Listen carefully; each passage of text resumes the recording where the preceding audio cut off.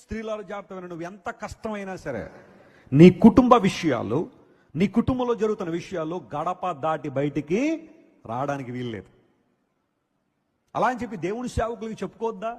భక్తి గల వారు ఎవరైనా సహాయం కోరుకోవద్దంటే కోరుకోవాలి, కానీ కనబడిన వాళ్ళందరికీ చెప్పొద్దు. నువ్వు లోకసమైన వ్యక్తులు ఉంటారు కొంతమంది, నీ ఇంట్లో జరిగే ప్రతి డీటెయిల్ కావాలి వాళ్ళకి. వాళ్ళ ఇంట్లో ఒకటి రానివారు బయటికి. నీ ఇంట్లో జరిగే ప్రతిదీ కావాలి వాళ్ళకి, కావాలని గుచ్చి అన్నీ లాగుతూ ఉంటారు. అలాంటి వారి విషయంలో చాలా జాగ్రత్త ఉండండి.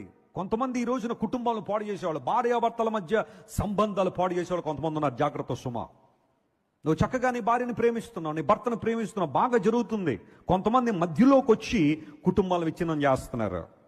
ఈ విషయంలో జ్ఞానం ఉండాలా. ఒక వ్యక్తితో మాట్లాడుతున్నప్పుడు ఆ వ్యక్తి ఆత్మ సంబంధమైన వ్యక్తే కాదా, ప్రార్థనాపరుడా కాదా, ప్రార్థనాపరురాలా కాదా, ఆత్మ వివేచన కలిగి ఉండడం చాలా ప్రాముఖ్యంగానే నీ కుటుంబ గుట్టంతా కూడా లేనిపోయిన వారికి చెప్పడం ద్వారా రేపొద్దున నీ బిడ్డలు తలెత్తుకోలేరు, నువ్వు కూడా తలెత్తుకోలేని పరిస్థితుల్లోనే ఉంటావు. నీ జ్ఞానం అవసరం.